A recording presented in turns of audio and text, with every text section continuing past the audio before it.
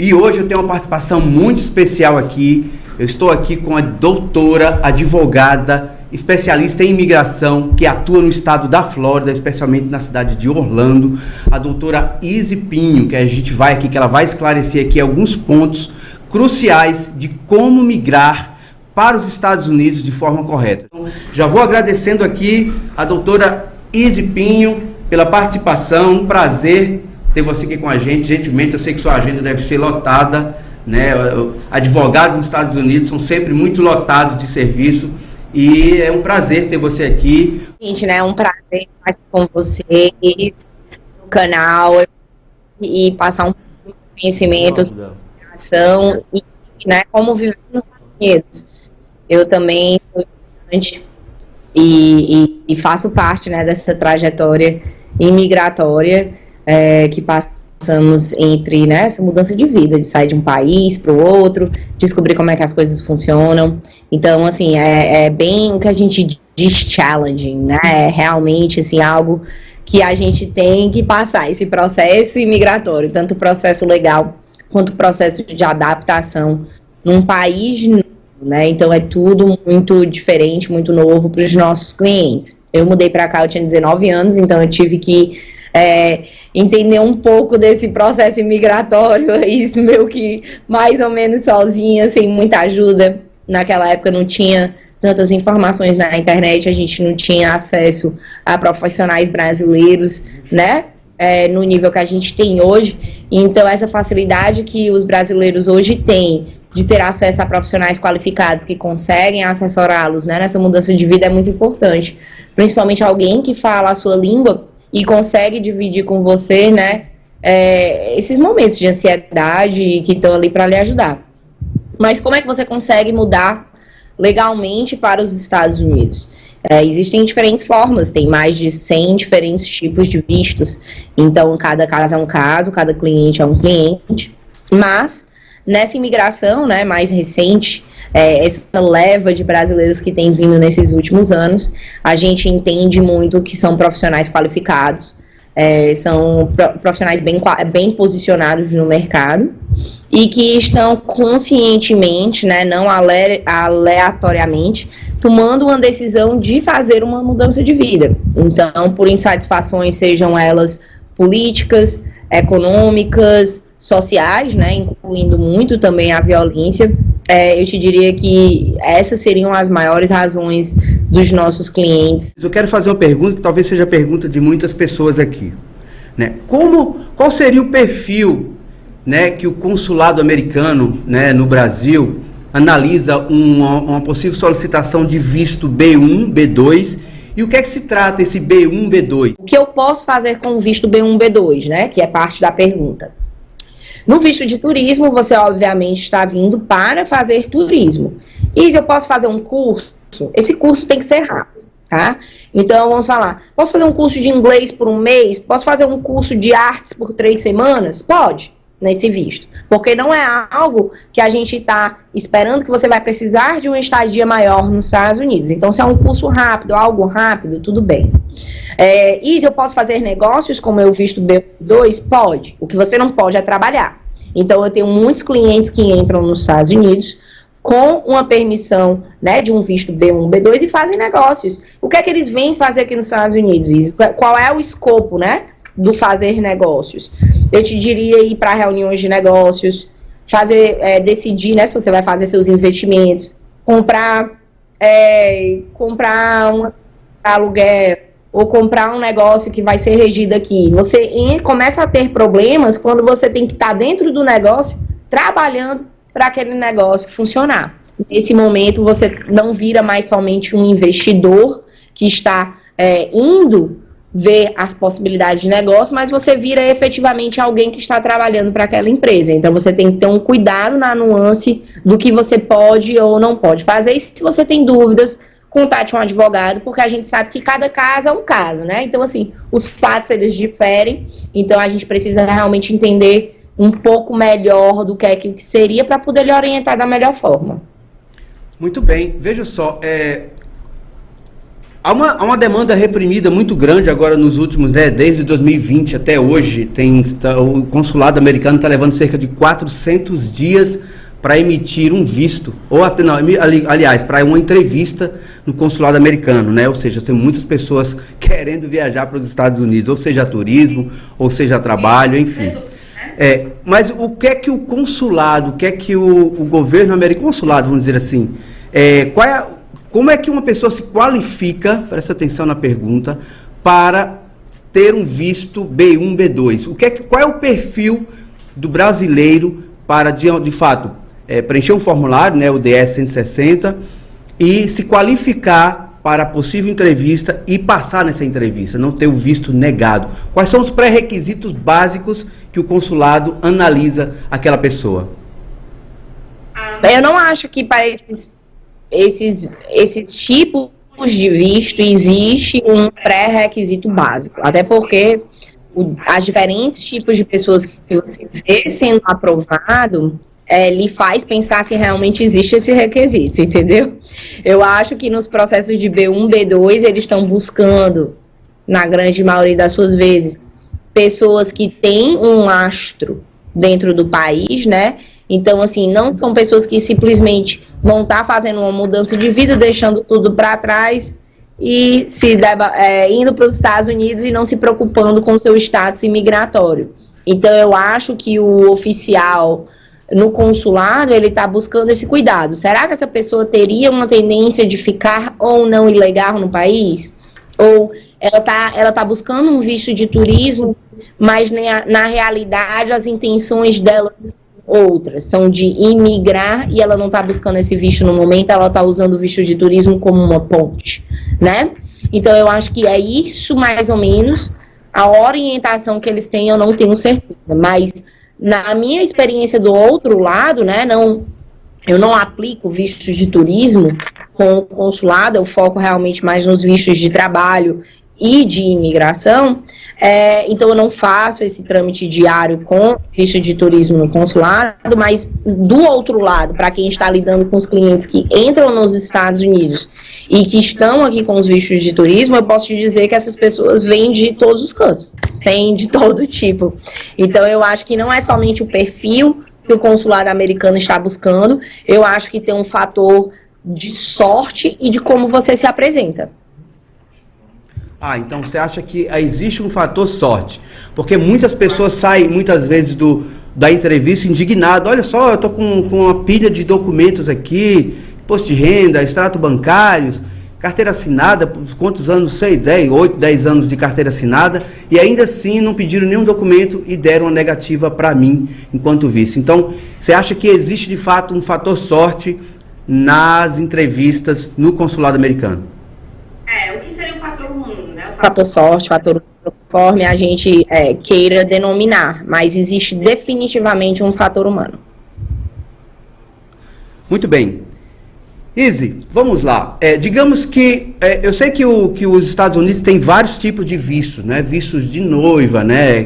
O fiancé, de trabalho, habilidades especiais, visto de atleta, de músicos, de vistos de quem é religioso, inclusive visto de investidor. Minha pergunta como é que uma pessoa que é empresário aqui no Brasil, mas pretende, de uma certa forma, até abrir uma empresa nos Estados Unidos, ou uma filial nos Estados Unidos, como é que o empresário deve começar? Ele deve procurar um advogado como você e por aqui fazer todo o trâmite legal para já ir com o seu visto de investidor ou coisa do tipo? Então, assim, eu vou contar a experiência dos meus clientes, né? Que os meus clientes são vocês, né? São na sua grande maioria brasileiros que estão buscando uma mudança de vida e na sua grande maioria empresários, né? E que conseguiram construir algo no Brasil e agora estão, assim, realmente tomando essa decisão de mudança de vida. Então, o que muitos meus clientes fazem eles mantêm os seus negócios no Brasil, eles mantêm a sua vida no Brasil e a gente faz todo o trâmite imigratório sem ter a necessidade deles estarem aqui dentro. Então, uma vez que eles vêm para os Estados Unidos para propósitos imigratórios, já seria ou com a aprovação do visto de imigrante ou de trabalho, certo? Mas, lógico, temos muitos clientes que estão aqui e que também já estão construindo a sua vida e que daí a gente faz o processo deles por aqui. Mas se você tem a possibilidade de se programar e de esperar do conforto do seu, né, do seu trabalho, da sua casa, sem fazer um investimento em dólar para a sua mudança de vida antes de ter certeza do seu visto, eu te diria que seria, na grande maioria das circunstâncias, não em todas, mais prudente.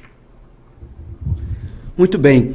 Qual seria hoje a forma mais, digamos assim, mais rápida para uma pessoa conseguir um visto de, vamos dizer assim, de investidor, na verdade, né? A pessoa quer empreender nos Estados Unidos, qual seria a forma, o que é que ele deveria ter?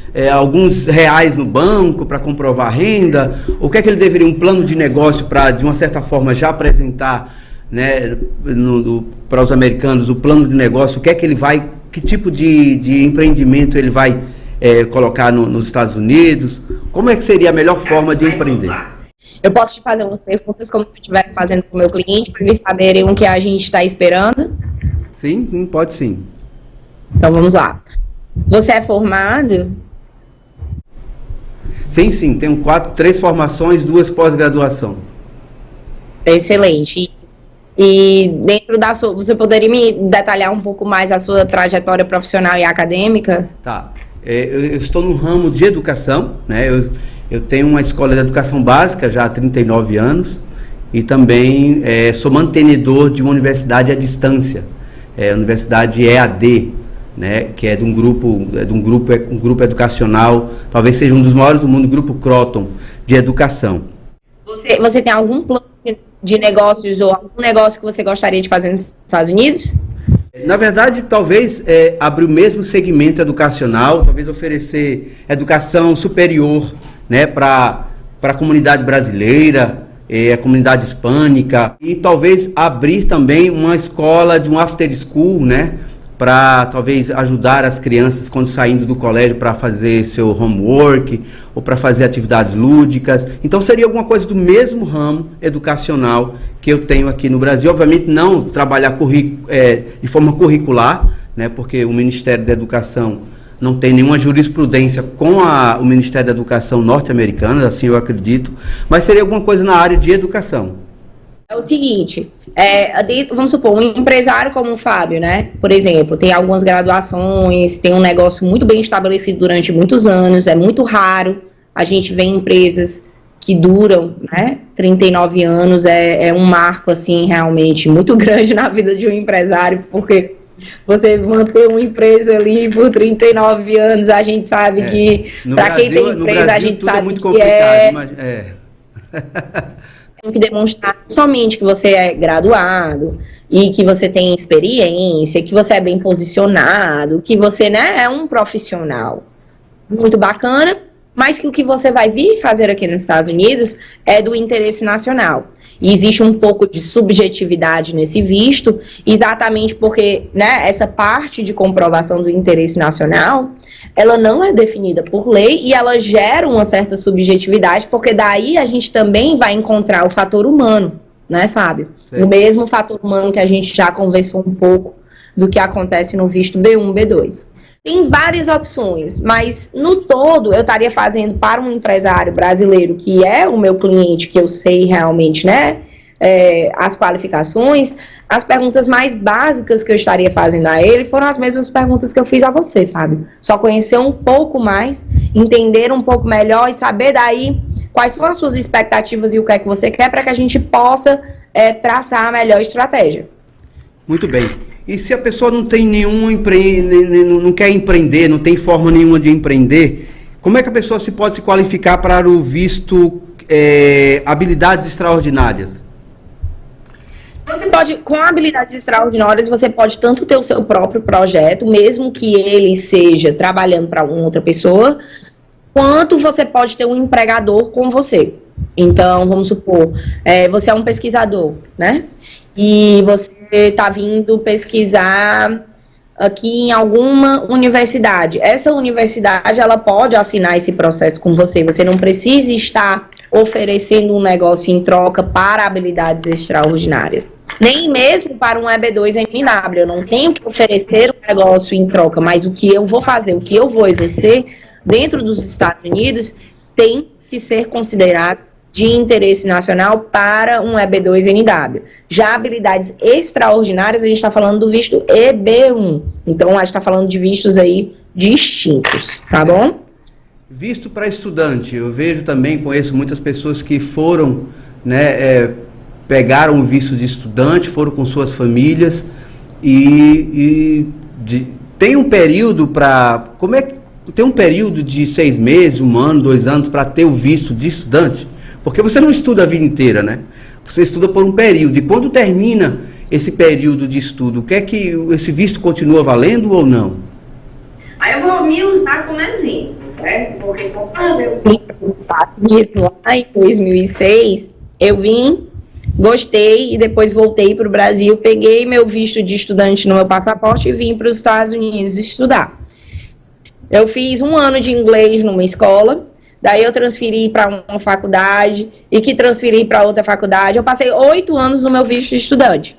Mas por quê? Porque eu estava sempre estudando. Eu sempre tinha alguma outra coisa que eu precisava exercer. Então, o visto de estudante, ele funciona durante muitos anos se você se manter estudando. Certo? E se por um acaso um brasileiro resolver fazer uma graduação numa universidade americana, no Ivy League, por 4 anos, no final de 4 anos, ele necessariamente tem que voltar para o Brasil, ou o governo americano dá a ele uma carência de alguns anos para ele trabalhar no país, trabalhar legalmente, obviamente, e ganhar dinheiro, e, consequentemente, se ele pode aplicar para um green card logo após a sua graduação?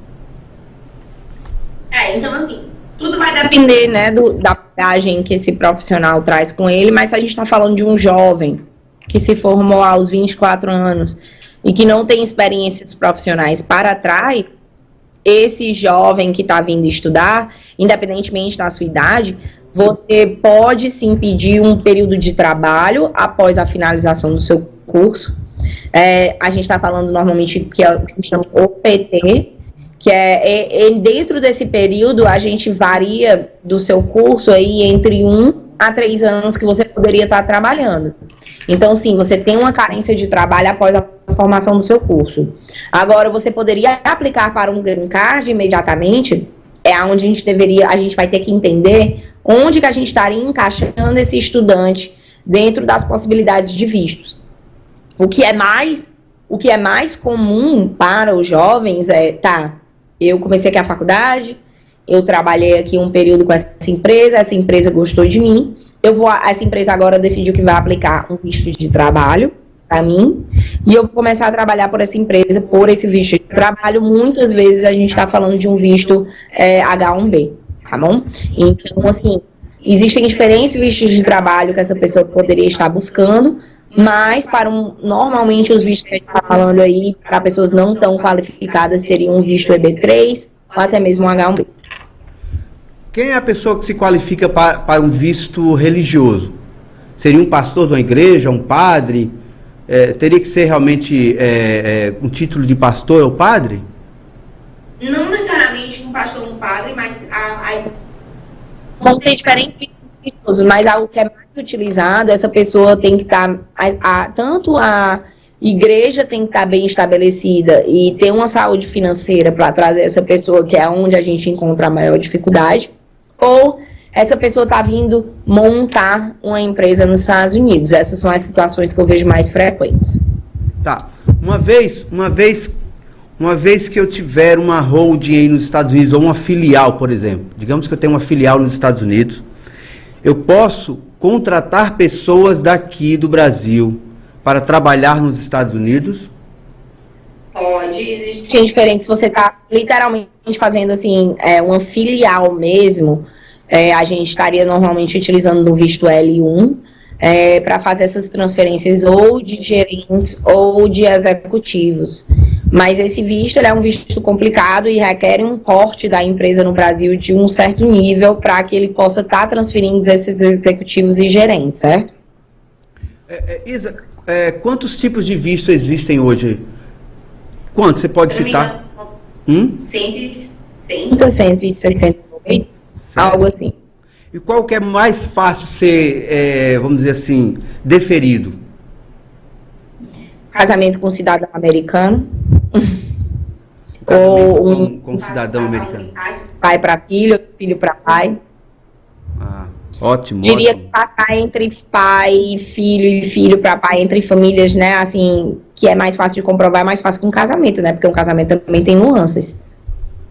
Izzy, veja só, muitas pessoas vão para os Estados Unidos, como eu falei no início da nossa conversa aqui, com visto B1, B2, que é turismo e negócio, muito embora o negócio não é negócios, né, assim, é mais como você falou, conhecer um determinado segmento, participar de uma palestra, de uma feira de convenção e tal, né? E muitas pessoas acabam extrapolando aí sua permanência, né? Porque o visto, ele é concedido por 10 anos, mas a permanência no país vai depender da determinação do oficial de imigração no ato da sua imigração lá, né? Do check-in, não é isso? Através do oficial de imigração. Aí as pessoas acabam entrando, né? Aí às vezes tem uma permanência de 4 ou até no máximo 6 meses e extrapolam aí, fica 1, 2, 3 anos, até tem gente que já tem mais de 10 anos. Essas pessoas, mesmo estando, né, ilegal no país, uma vez que sua permanência extrapolou, automaticamente você está ilegal no país. Essas pessoas ainda assim podem pleitear um green card ou enfim, ou viver legalmente no país? Pode. Existem maneiras de você reverter, né, a falta de status no país. Isso é possível. Normalmente, maneira mais comum seria por meio de casamento com um cidadão americano. Então, a gente está botando as opções, né, que seriam de 160 vistos para quase nenhuma, no momento que você fica sem status. Então, é primordial que você observe seu status e que você faça o que está possível dentro do seu alcance para você se manter em status. Tem certas comunidades brasileiras que quase que incentivam as pessoas a ficarem legal.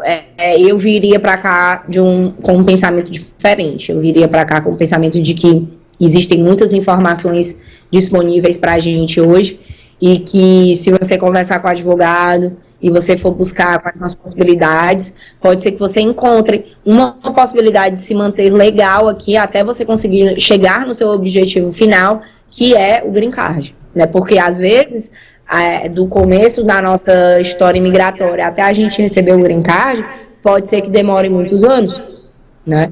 Do começo da minha história migratória até eu receber qualquer green card, foi aí entre 9 a 10 anos, então foi muito tempo.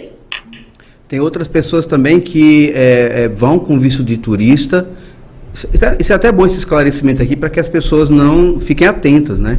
As pessoas vão com visto de turista e antes do término da permanência, né, às vezes 4, 5, até 6 meses, voltam para o Brasil, fica aqui um período de 1 mês, 2, e de repente voltam novamente para os Estados Unidos.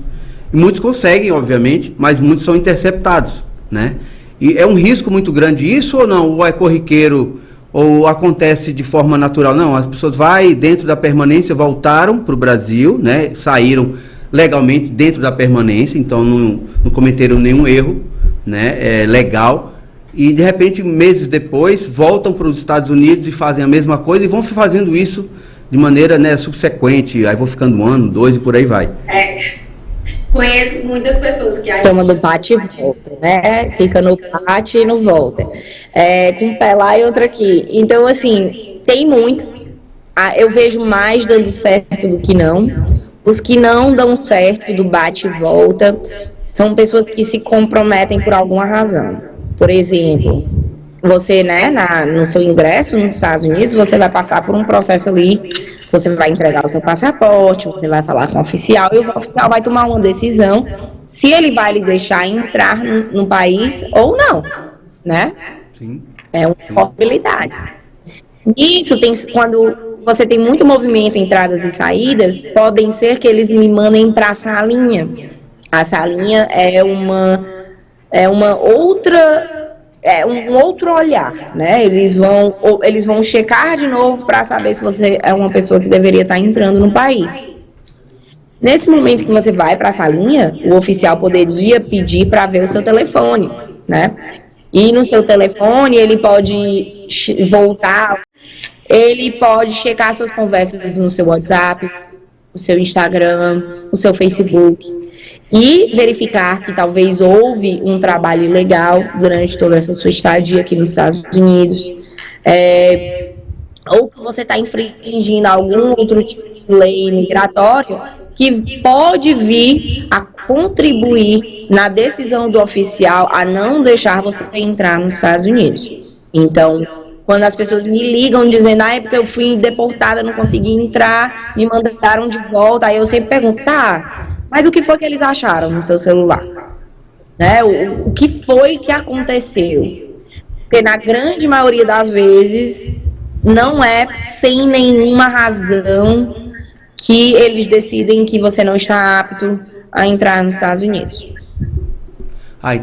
Então quer dizer, é um terror para qualquer estrangeiro, né, que está aí munido apenas do seu visto B1, B2, ser chamado, ser levado para a salinha, porque lá é feito todo um interrogatório, né, eles usam muito a psicologia para meio que arrancar alguma possível vontade daquela pessoa em ficar no país de forma legal. Então eles podem pegar o seu celular, pegar sua agenda e tentar ali encontrar algum indício de que você tinha a intenção de ficar ali. Aí, eles tendo essa noção, eles podem de forma imediata já pedir sua deportação, é assim? Então, assim, na grande maioria dos casos que chegam a mim, é trabalho ilegal. Eles acharam alguma evidência de trabalho ilegal nos Estados Unidos, o que infringe o seu visto B1, B2, ou até mesmo a intenção de trabalhar. Por exemplo, você é um cabeleireiro e você tá vindo, ou você faz botox, você é uma pessoa assim muito bem conceituada. Você está trazendo uns botox para fazer aqui. Você, vou já estar nos Estados Unidos, vou passar um mês trabalhando no salão do meu amigo. E daí essas conversas, de alguma maneira, não sei exatamente, eles acham e utilizam isso como prova de intenção de trabalhar ilegal ou de trabalhos ilegais. Então, na minha experiência, a grande maioria das deportações que acontecem na fronteira, né, que eu digo na entrada do imigrante ali no aeroporto, você vê de trabalho. Não sei se a produção ali tem seu contato aí em Orlando, já vai deixando aí, produção, para que as pessoas possam, né, desde aqui já entrar em contato e de certa forma, adquirir o seu serviço, doutora Izzy, na questão de imigração, documental, green card e outros serviços que você possa estar oferecendo.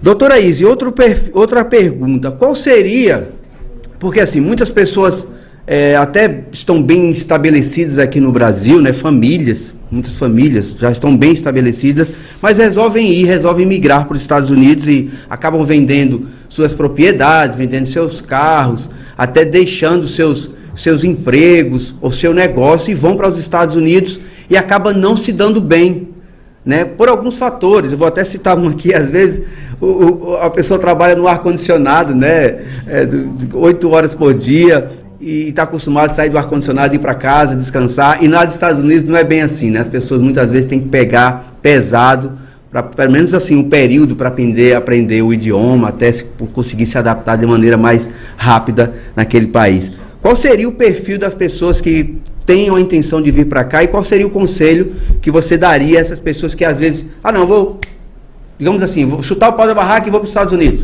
O Brasil não dá mais, a conjuntura política não me agrada e eu vou para os Estados Unidos, que lá é o país e eu vou para lá. Qual seria o seu conselho? Eu diria para você não vir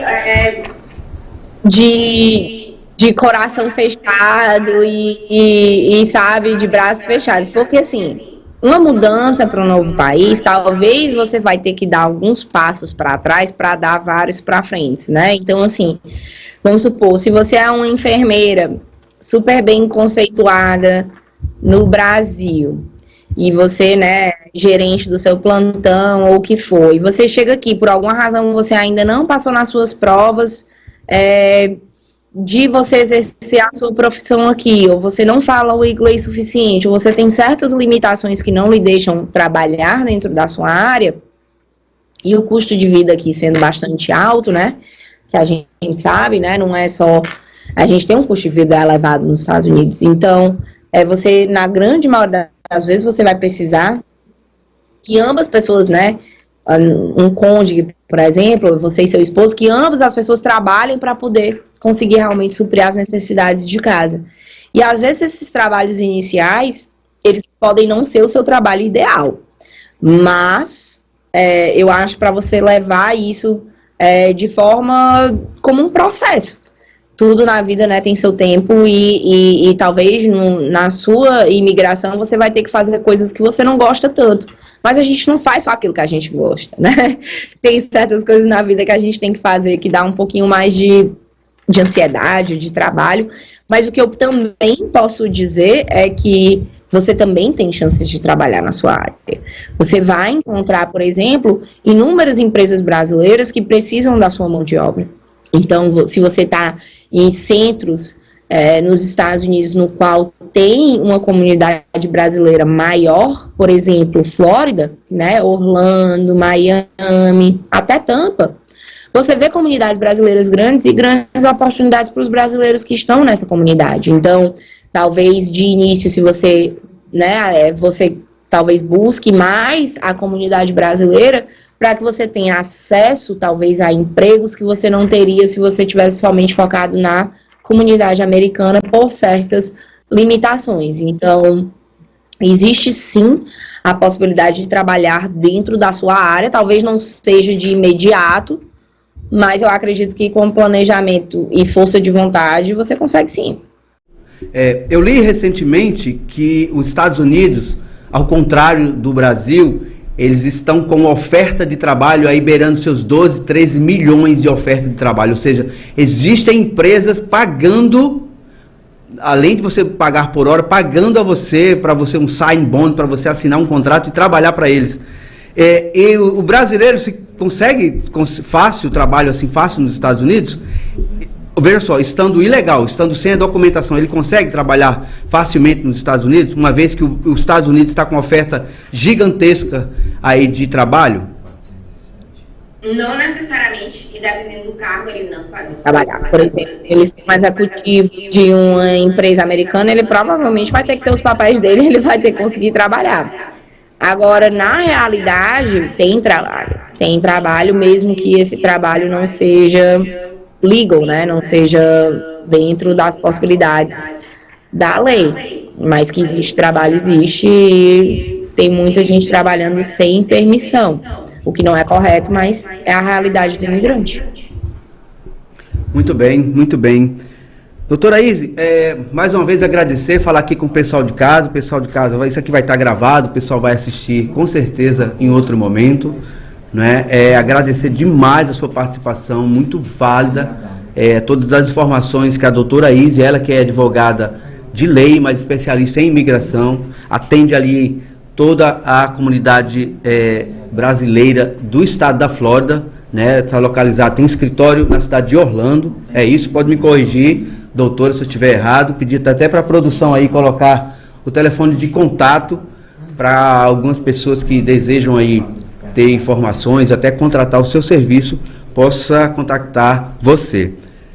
Doutora Izzy, quero agradecer de coração a sua participação, eu acho que foi bastante relevante, falamos aqui desde o visto B1, né, até o visto religioso, que é pouco cogitado aqui, e, né, fizemos uma pincelada até em procedimentos legais do turista que vem e fica naquele ping-pong, vem com visto B1, B2, aí caramba, já fiquei 5 meses, volta para o Brasil, aí fica no Brasil um tempo, depois volta para lá de novo, tentando a sorte de não ser interceptado e ir para tal da salinha, né, que é um terror essa salinha. Essa salinha. Eu confesso que eu já fui para a salinha. Já fui, mas quem não tem nada temendo, né? Não tem nenhum problema, não teme. Então, mas é um terror. tá? Então você aí que tem a intenção de morar nos Estados Unidos, faça tudo com muita cautela, com muito planejamento, porque migrar, sair do seu país de origem e ir para outro país não é fácil. Não é do dia para a noite que se consegue as coisas, você não consegue o idioma também do dia para a noite. Então, primeiramente, tem que aprender a se comunicar para você as portas se abrir, para que as portas possam se abrir para você. Muitas vezes as pessoas levam toda a família, crianças que não conseguem se adaptar rapidamente na escola, etc. E vira um transtorno que parecia ser muito bacana, o sonho acaba sendo um inferno, né? Muitas pessoas se dão bem, porque é um país, como eu falei no início, os Estados Unidos é um país das possibilidades, né? A probabilidade de você se dar bem no país é muito grande, mas também tem aquelas pessoas que fraquejam e não conseguem se adaptar no país por problemas deles mesmo, né? Não consegue aprender o idioma, não consegue trabalhar, achando que vai trabalhar facilmente, e trabalhos são duros nos Estados Unidos, pelo menos nos primeiros momentos.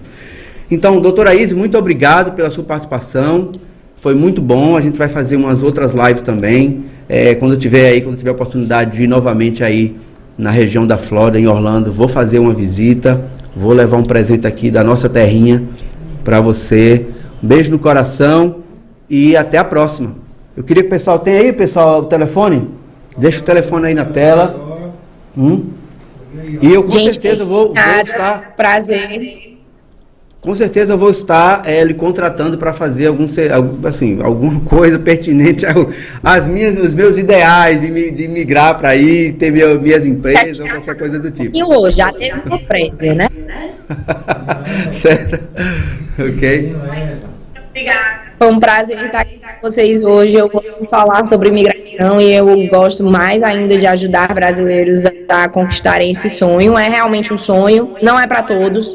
Os Estados Unidos, ele é um país, de uma certa maneira, que a gente trabalha muito e a vida social, ela é diminuída comparada com a vida no Brasil, isso é realidade, principalmente para nós, nordestinos, né, que estamos ali, família, amiga e tudo muito junto, grudado, e que vive junto e misturado.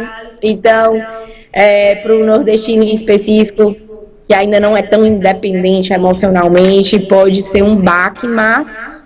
você morar em cidades com uma comunidade brasileira grande, lhe dá um apoio que lhe faz sentir um pouco em casa. Essa, pelo menos, é a minha experiência de imigração. Doutora, a comunidade brasileira aí se ajuda mutuamente? As pessoas são solistas umas com as outras? Ou seja, a pessoa chegou aí e aí precisa de uma ajuda, a comunidade brasileira ajuda? Ajuda. E vou te dizer que as igrejas, né, voltando agora um parte para o religioso, fazem um trabalho muito bonito na comunidade também. Então, eles acolhem muito essas famílias que chegam, que ainda não tem tanto entrosamento, nem as crianças, e acabam criando um grande grupo de pessoas que se reúnem pelos mesmos propósitos. Então, as igrejas, eu posso te dizer que, dentro da minha experiência, eu vejo que elas fazem um trabalho também comunitário, muito interessante na nossa comunidade brasileira, aqui em Orlando especificamente. Lembrando, pessoal, que logo em seguida, né, que a gente interromper a conexão aqui com a doutora Izzy Pinho, advogada de imigração que atua no estado da Flórida, em Orlando, a gente vai ter uma conversa também com Simone Marinho, que ela que é professora, que já mora em Portugal, então ela vai trazer a experiência de como viver em Portugal, né? A gente está falando especificamente dos Estados Unidos, mas a gente vai lá na Europa dar uma conversa com Simone Marinho, tá? Saber como é que se migra, como é que a pessoa se adapta lá também em Portugal. Muitas pessoas escolhem Estados Unidos, porque em meu ponto de vista, e muitas pessoas concordam comigo, doutora, que os Estados Unidos talvez seja o país mais fácil para migrar, né? Para ficar lá e migrar e ficar nos Estados Unidos, diferente da Europa e outros países do mundo, né? Então, Simone, daqui a pouquinho... São propósitos bem diferentes, né? Portugal e Estados Unidos. Mas Portugal é lindo, né? Então, vai ser uma conversa muito boa, porque eu também já tive uma conversa sobre Portugal, e Portugal tem muito a oferecer também. Legal. Muito, muito obrigado mais uma vez, doutora Izzy. Um beijo no coração. Fica por aí. Eu quero chamar agora a Simone Marinho, se estiver conectada com a gente. Tá aí, produção? Agradecer a sua assistente também, que nos ajudou hoje à tarde. a fazer essa live aqui, conectando aí, fazendo essa comunicação. O canal evoluiu, o canal de conversa, estou aqui, acabei de ter uma conversa aqui com a doutora Izzy Pinho, advogada, especialista em imigração, que tem ajudado muitos brasileiros a conseguir o seu green card, a mudar o status do seu visto para trabalho, para estudante, enfim. Se você tem algum interesse em mudar para os Estados Unidos de forma correta, eu aconselho a entrar em contato com a doutora Izzy Pinho, ela que atua na região de Orlando, na região da Flórida, melhor dizendo, e tem um escritório na cidade de Orlando. Pessoa completamente bacana, vai te ajudar, sim, com todos esses trâmites legais. E vou aqui de novo reiterar que você que tem a intenção, que tem desejo de ir para os Estados Unidos, conhecer, vá conhecer, mas não fique nos Estados Unidos ilegalmente. Não fique nos Estados Unidos ilegalmente, tá? Muitas pessoas fazem isso, mas não é aconselhado. As leis dos Estados Unidos são muito duras, né? E você não quer, de uma forma nenhuma, passar em nenhum perrengue dessa forma. Então, vá para os Estados Unidos, se quiser, vá como visto de estudante, tente um visto de investidor, enfim, existem várias possibilidades de você se qualificar para, de uma certa forma, e migrar corretamente para os Estados Unidos. Mas como turista, não fique lá depois que seu período, sua permanência se estender, porque é ilegal e você pode sofrer consequências drásticas com a sua ilegalidade. Ok? Estamos com o Simone na linha aí, não? Ok, pessoal, mais uma vez dando continuidade à nossa live podcast Como Migrar para os Estados Unidos. Acabamos de ter uma conversa, um bate-papo bem despojado com a doutora Izzy Pinho. Ela que é advogada, especialista em imigração, atua no estado da Flórida, tem um escritório em Orlando. Vou pedir para a produção colocar novamente o contato dela aí, para quem deseja aí, tem a vontade ou está muito interessado em migrar para os Estados Unidos de forma correta. Existem várias formas de ir para os Estados Unidos legalmente, tá? Não vão de forma ilegal. E a gente saiu dos Estados Unidos e vamos agora na Europa, Portugal, falar com Simone Marinho, minha amiga aí das antigas, professora, que já mora em Portugal há alguns anos, e a gente vai bater um papo com ela, bem intimista, para saber como é que as pessoas podem se dar bem em Portugal, tá bom? Então, joga aí, produção, a Simone Marinho, por favor, para a gente bater um papo bem interessante aqui com a Simone. Evoluir, canal de conversas. Obrigado aí você que está nos assistindo. Manda aí seus comentários, manda aí para os amigos. Simone, um prazer te ver, mesmo que sendo à distância. Consegue me ouvir? Sim, tá bem aí o som. Tá ótimo, bem. sim. Ótimo. Simone, eu acabei de falar com a advogada de imigração sobre assuntos, né, assuntos relacionados aos Estados Unidos, mas como a gente está falando de migrar, né, de mudar para outro país, eu queria a sua opinião no tocante ao seguinte. Como eu falei, muitas pessoas, né, às vezes deixam sua terra natal, seu país, né, toda a sua cultura, leva sua família, mulher, marido e seus filhos, até filhos, crianças pequenas, e vão embora para outro país buscando melhores alternativas, melhoria de vida e etc. Qual é o seu conselho para essas pessoas que têm a iniciativa, a ideia de ir embora do país e, digamos, ir para Portugal? A gente falou Estados Unidos, mas vamos falar agora diretamente de Portugal. O Portugal acolhe bem a pessoa ou a família que sai do país, do Brasil, e vai para Portugal tentando melhoria de vida? Bom, boa noite, Fabinho, prazer também falar com você. Boa noite, minha João Pessoa e todo mundo que está aí assistindo. Estava acompanhando você aí com a doutora também. Há várias motivações para que a pessoa imigre, né? Eu, no meu caso, o que me trouxe para Portugal foi o marido, né? O amor, né? Então, na realidade, a facilidade em sair de seu país e escolher, né? É uma opção que a pessoa toma e que não é fácil. Não é fácil. No meu caso, a facilidade veio porque meu casamento me deu visto, a estabilidade e a profissão do meu marido aqui, né? Que ele é GNR. Então, 10 anos já aqui, eu vim daí em 2012, eu saí de João Pessoa em 2012, então já estou aqui há 10 anos, mas digo já a você, a Europa, a comunidade europeia, de uma certa maneira, hoje acolhe bastante imigrantes, não só a questão brasileira, mas a gente vê aí a situação do mundo no geral, né, com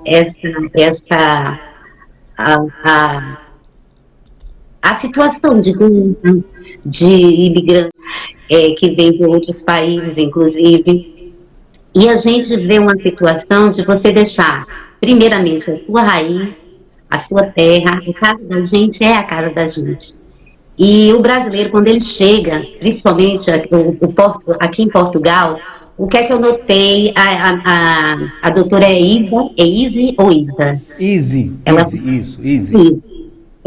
Ela se colocou aí, você perguntou a ela sobre como é a acolhida e como é a comunidade brasileira aí.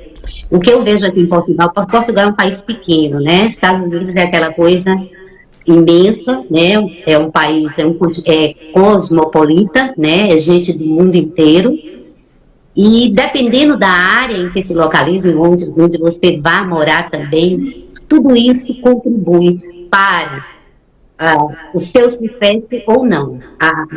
Antes de tudo, a questão dos Estados Unidos, o maior entrave, creio eu, que seja a língua. O brasileiro tem essa coisa, inclusive, como você mesmo disse, com a atual situação do país, dizer assim, vou vender minhas coisas, o pouco que tinha, o pouco que construí, vou-me embora. Tá tendo meu som aí? Sim, estamos aqui. Então, quais são os entraves aqui principais para quem vem? No meu caso, eu vim casada com um português, então eu vim... Tá dando eco? Eu vim casada com um português, então... E na época que eu vim, eu trouxe a minha filha. Então, foram 2 processos. Aqui a gente entra e vai... os processos... para quem é casado, a gente dá entrada na averbação do casamento. Foi aí no consulado português em Recife. Então, eu já vim para cá com casamento averbado. Então, facilmente, com a certidão de casamento, a certidão de inteiro teor, damos entrada, primeiramente, no visto de residência. Então, eu recebi em 2 meses o visto, porque aqui foram 2 processos. Na época que eu vim, eu trouxe a minha filha. E em 2 meses eu estava com o meu cartão de residência, o que é o visto de residência, o visto para morar. Que é uma coisa assim, muito brasileiro está vindo agora, está um enchente de brasileiro aqui. Mas o que está ocorrendo, não sei se vocês acompanharam aí, por notícias, né, aqui todo dia sai, brasileiros estão indo ao consulado pedir ajuda para retornar ao Brasil. Não que não tenha trabalho, não que não tenha mão de obra. O grande problema é, para você ver, eu estou aqui há 10 anos, eu sou pedagoga, aqui não existe essa profissão. Quando eu fui ao banco e falei, a pessoa perguntou qual é a sua profissão, pedagoga, ela disse, o que é isso? Aqui a educação a nossa função, coordenadoria pedagógica, não existe. Existe a docência, você pode atuar em sala de aula, escolhendo determinada área, como um professor matemático, um professor de química e física, um professor tendo o mestrado. Por que é que eu não atuei aqui em Portugal, na área educacional, como gostaria? Porque, mesmo com o diploma que nós trazemos daí, do Brasil, a validação custa hoje em euros, 500 euros. 500 euros dá quase 3 mil reais daí. E, efetivamente, não mesmo você pagando para validar esse diploma, ultimamente o que se vê é que eles não validam. Ou seja, você é obrigado a voltar para a faculdade e fazer 5 anos de mestrado para ter docência, porque aqui não existe coordenação pedagógica. Aqui, diferente daí do Brasil, os professores, cada área tem um diretor de turno que é um professor. Então, a função do coordenador é feita pelos professores. A questão de quem vem daí, eu oriento bastante. Às vezes me perguntam, sabe? Assim, principalmente casal com filho pequeno. Olha, vem o marido primeiro, vê como é, ver se encaixa numa profissão, porque imigrante, aonde ele chegar, como eu disse no início, não é a nossa casa. Tá por dois, Fabiano. Não é a casa da gente. Emprego tem, área de construção civil, restauração, limpeza.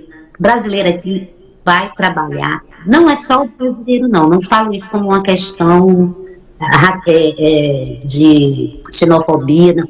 O imigrante, quando sai do seu país e vem para terras outras, geralmente, mesmo com diploma, como eu tenho aí, eu sou formada em educação, sou especializada em educação infantil, mas o nosso diploma em outro país, infelizmente, não sei por que isso.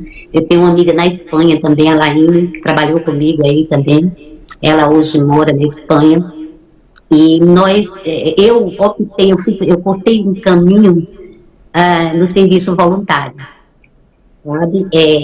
Um grande deixo também aí para o pessoal que vai para os Estados Unidos, porque é uma forma de você atuar na sua área, começando no serviço voluntário, o voluntariado, associações, nas igrejas, né? Eu só me permiti trabalhar com educação aqui, em 2013 eu comecei trabalhando numa loja, aqui os chineses, eles vendem tudo, só falta pouco ter avião, então meu primeiro trabalho aqui foi numa loja de chinês. E digo a você, o salário mínimo de Portugal é o menor salário da Europa. Mesmo eu tanto, quase 6 vezes mais do que o real, compensa assim, porque o que é que tem de bom em você morar fora? Hoje em dia, comparando com a nossa situação brasileira, qualidade de vida e segurança. É o que, às vezes, assim, sabe, o meu coração dói, porque tenho mãe aí, meus filhos estão aí, graças a Deus tenho a oportunidade sim de ir aí, mas esses 2 anos de pandemia eu quase enlouqueci, perdi um irmão meu. É muito legal, muito pertinente tudo que você falou. Realmente é complicado para todo mundo que deseja sair do seu país de origem e tentar a vida em outro país, né? Como você falou aí, um dos pontos principais que as pessoas mudam de um país para o outro é procurando qualidade de vida, né? Até comentei aqui com a doutora Izzy, que em meu ponto de vista e ponto de vista de muita gente que eu conheço, os Estados Unidos é o melhor país para migrar e, de uma certa forma, até ficar ilegal. Porque, né, mesmo estando ilegal no país, o imigrante ilegal, ele não sofre retaliação, ele não sofre abordagem brusca e violenta, né, dos policiais, a menos que você cometa um crime ou coisa do tipo. Como é aí em Portugal? Os portugueses recebem bem o brasileiro? Existe algum tipo de preconceito por sermos brasileiros, por não falar o Portugal de Portugal, né? O português de Portugal, ou não? Ou o brasileiro é muito quisto aí, e ele consegue se adaptar muito bem, o português é um pessoal também muito bacana, tem aquele calor humano que nós temos, ou não? Ou é difícil a adaptação em Portugal? Mais uma vez, tudo é a circunstância, né, de cada pessoa, como eu digo, às vezes há brasileiros e brasileiros, né, porque assim, a questão da facilidade da língua, ainda assim é muito taxado por eles. Por exemplo, eu estou aqui há 10 anos e fui trabalhar na Vista 1 Corporation, que é uma fábrica americana, e o meu chefe constantemente me reclamava e dizia assim: Simone, por que você não fala português? Aí eu olhava para ele, mas Sérgio, eu falo português, mas o português do Brasil. Aí aqui eles dizem assim: não, você não fala português, você fala brasileiro. O nosso idioma, a nossa língua é a língua portuguesa. Nós herdamos, nesse sentido, a gente, eu sou grata a Portugal nesse sentido, por esse presente, porque eu acho a língua portuguesa belíssima, é poética, é bonita. E a gente pensa culturalmente que é tudo igual, mas não é. Lisboa é minutos daqui, então eu vou fazendo uma comparação. Lisboa, eu comparo Lisboa muito com São Paulo, é uma terra muito cosmopolita. Lisboa é gente do mundo inteiro, sabe? O Porto eu comparo com São Paulo, que é frio, é uma terra muito industrial, onde tem muitas vinhedas, se trabalha muito nas quintas com a colheita das uvas para a questão do vinho. e Setúbal, Bahia. Eu, graças a Deus, eu vim parar numa terra que é cheia do mar, é uma terra é conhecida como a terra da sardinha, né? É uma terra de pescadores, e me senti acolhida. Há situações de xenofobia, sim. Sinto isso, principalmente assim, no que diz respeito às mulheres com as mulheres brasileiras. É uma coisa bem, às vezes, chega a ser agressiva. Simone, você está há 10 anos, né? Você era professora aqui no Brasil, não é isso? Uma excelente docente, conhece seu trabalho demais. Como é que você pode fazer uma correlação da educação no Brasil para a educação aí em Portugal? Eu acredito que em Portugal a maioria das escolas é em tempo integral, né? E como é que você vê a educação, né, básica, estou falando da educação básica aí em Portugal? Um pouquinho diferente também. Geralmente, quando o pessoal vem daí com seus filhos ainda pequenos, fica mais fácil de adaptar. Mas, por exemplo, quando eu trouxe a minha filha tinha terminado aí o ensino médio.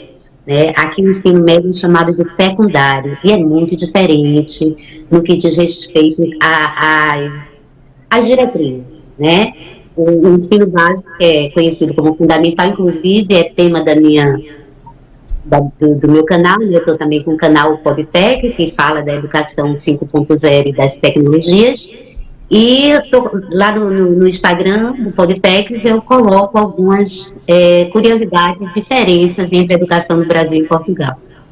O ensino fundamental, para você ter uma ideia, é dividido em ciclos, não é chamado fundamental. O fundamental daí que vai da primeira à quarta, e o fundamental 2 do quinto ao nono, aqui é chamado de ensino básico, né? Então, esse ensino básico, ele compreende 3 ciclos. O primeiro ciclo vai da primeira à quarta série, o segundo ciclo, quinto e sexto ano, não é chamado série, é sextos anos, quinto anos, e o terceiro ciclo, sétimo, oitavo e nono. Quando o estudante chega no sétimo, oitavo e nono, uma coisa que é muito pertinente aqui na Europa, as crianças falam inglês fluentemente, os adolescentes e os jovens.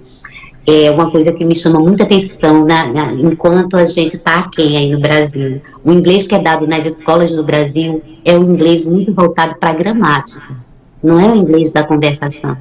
Para você fazer inglês aí no Brasil, que faça você ser fluente, você tem que ir para um FISC, no CCAA, uma escola de inglês. E aqui não, aqui o aluno aprende inglês realmente na escola. E mais, no 7º ano é obrigatório mais 2 línguas. Então, a partir do 7º ano, o estudante, ele pode escolher entre o espanhol, o francês e o alemão. E isso, geralmente, diante daquela escolha, quando ele chega no secundário, o secundário é o ensino médio. O secundário aqui, ele em vez de ser como aí, primeiro, segundo e terceiro médio, é 10º, 11º e 12º ano. Então, quando o aluno termina esse 12º ano, ele pode fazer um intercâmbio em qualquer... Isso é a comunidade europeia tem isso. Geralmente, a maioria vai muito para a Alemanha, eles vão muito para a Alemanha. Então, eles escolhem no 7º ano falar alemão. Está tendo muito brasileiro na Irlanda e muito português. Por quê? Porque a tecnologia, os grandes, a Google, a Microsoft, a Apple, todos esses grandes, as Big Techs, né, estão precisando. E aqui em Portugal também, depois agora teve o WebSub, que vai ter aí agora no Brasil, tá agora para março, eu acho, ou abril, né, no mundo inteiro, né? Esse ano vai ser no Brasil, ano passado foi aqui em Lisboa. Então a Google, a Microsoft e essas grandes Big Techs agora estão contratando bastante. Então, um aviso aí para os estudantes que pretendem vir para fora, vão para a área digital, vão para a tecnologia. A tecnologia é a linguagem mundial atualmente. Muito bem. Simone, a título de informação, né, para as pessoas que, por sua vez, desejam até ir para Portugal, para morar, trabalhar e etc.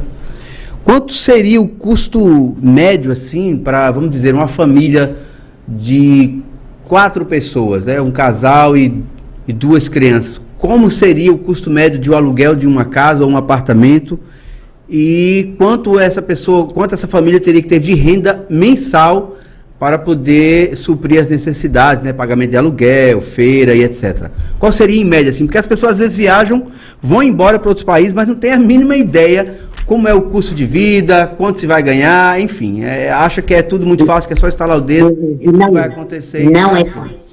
Não é fácil. Você vê que eu estou aqui há 10 anos, não consegui atuar na minha área, só fui atuar no serviço voluntário. E atuo na minha área, fazendo as minhas palestras agora nas escolas, com essa questão da educação 5.0, mas a família que vem para cá é como eu digo, eu sugiro e oriento bastante, porque algumas amigas me procuram para tirar dúvidas, né, para saber de como é toda essa questão. Além da pessoa se preparar financeiramente, eu acho que não é deu na veneta, vou vender minha pronto, como está acontecendo agora, vendeu a casa, vendeu isso, vendeu o carro, veio para cá, e nem dinheiro para voltar tem. Então a pessoa deve ter um plano, uma planilha, aonde primeiramente ela se organiza, porque, veja só, você me pergunta assim, o custo médio de um aluguel. Setúbal é uma terra de praia, é uma terra praieira, é uma terra turística, né? Lisboa é o mundo, Lisboa está caríssimo os aluguéis, os estudantes, porque Lisboa tem várias faculdades, as melhores são em Coimbra, aqui, mas Lisboa tem um custo de vida, por exemplo, um café que eu compro aqui é 80 cêntimos são centavos aí, eu compro café a 80 cêntimos, em Lisboa um café custa €1. Se eu for para alguns bairros, aqui o comércio chama Baixa, aí eu encontro mas se você for no aeroporto de Lisboa, você não toma café por menos de €1.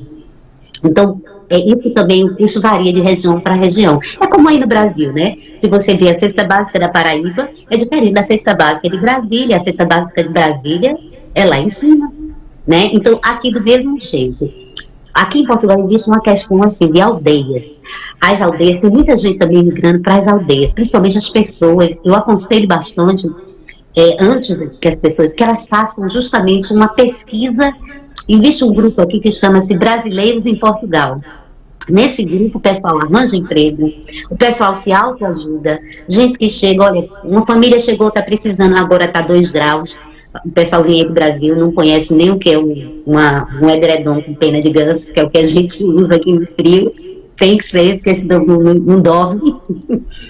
Então a gente reúne, leva na igreja, a família chegou, não tem a criança que vem do Brasil. Eu, quando cheguei do Brasil, eu juro a você, eu nunca usei o casaco que eu utilizo aqui, chama quispo.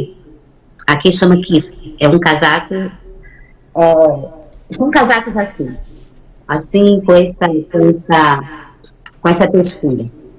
Aqui na minha perna, que mesmo com o aquecedor ainda está frio. Então, assim, tudo vai, Fabinho, de região para região. O que é que eu aconselho? Vem uma família com 4 pessoas, não venha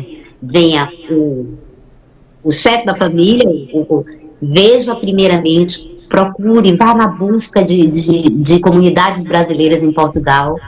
Tem aqui um grupo, comunidades brasileiras em Portugal, brasileiros em Setúbal, que é a terra que eu moro. Tem uma comunidade que também fala sobre a questão de documentação, é outra coisa, que o pessoal sai daí e pensa que Estados Unidos tem a marcação cerrada com visto. Não é preciso de visto para vir para a Europa, mas se você vem como turista. Mas tem um porém. Se você vem como turista, veja só, o turista tem direito a estar 3 meses aqui em Portugal, certo? Depois desses 3 meses, ele passa a ser cidadão ilegal. Então, quem vem, hoje em dia, está muito fácil, você entra online, a documentação para viajar para Portugal como turista, tem um site aí que chama-se, deixa eu ver aqui,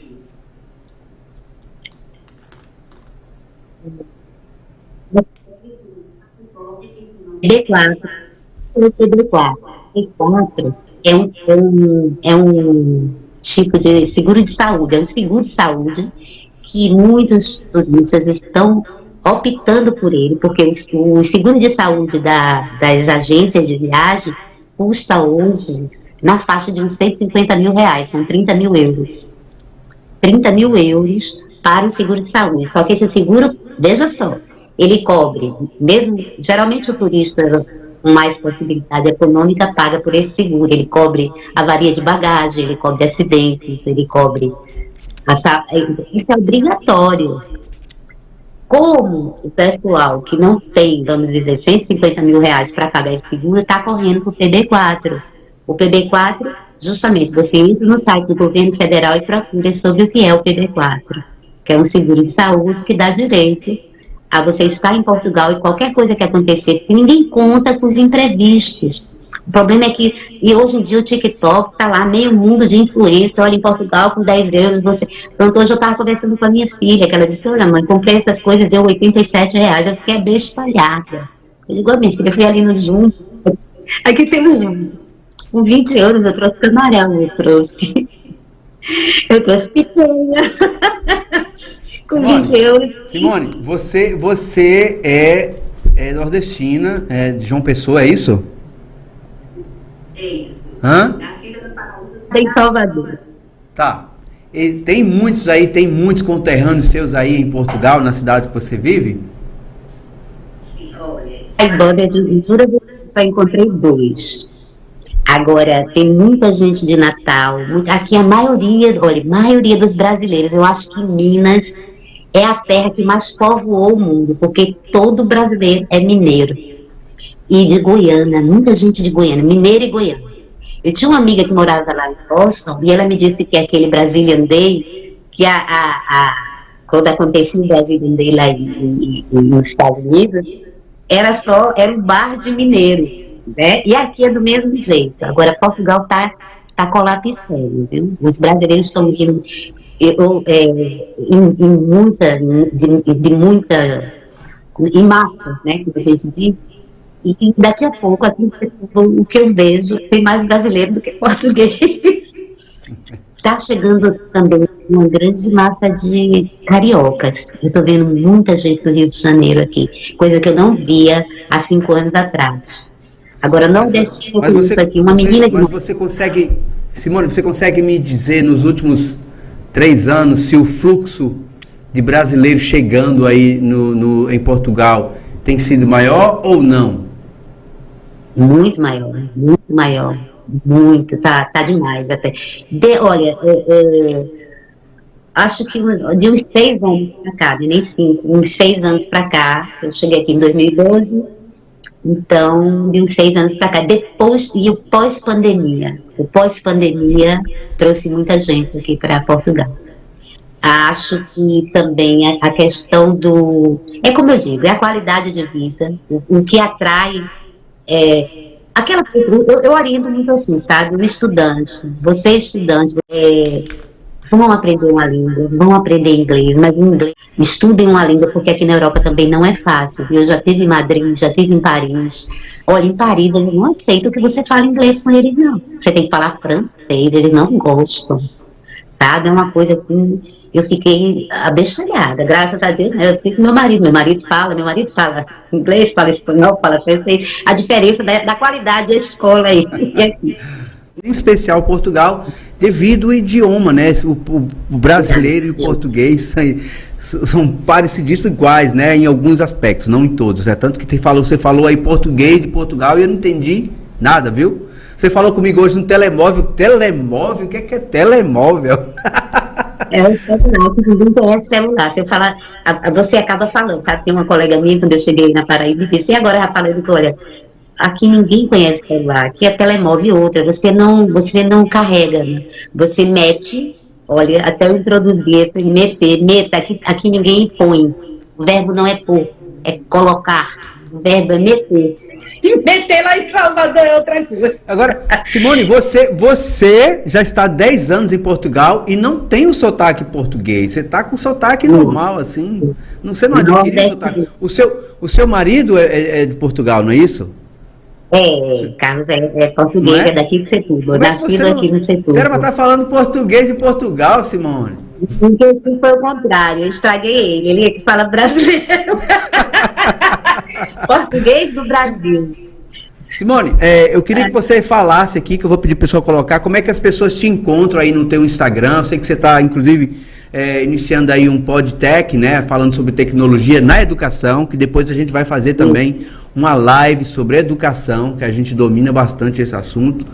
Então, Simone, só fala aí como é que a gente te encontra, né, como é que as pessoas te encontram no Instagram. Fala aí como é que é, arroba o quê, ou então Simone como? PODTHSS, Podtex. Podtex. Você tem um podcast, eu tenho um Podtex, que agora a minha área de amor é educação e tecnologia. Né? A linguagem mundial agora é essa. Muito bem. Primeiramente, mais uma vez agradecer pela sua disponibilidade, né? Você está participando junto com a gente aqui no meu canal, nessa live aqui, muito interessante. Eu queria fazer um ping-pong com você, pode ser? Eu vou fazer algumas perguntas e você me responde de maneira automática e direta, pode ser?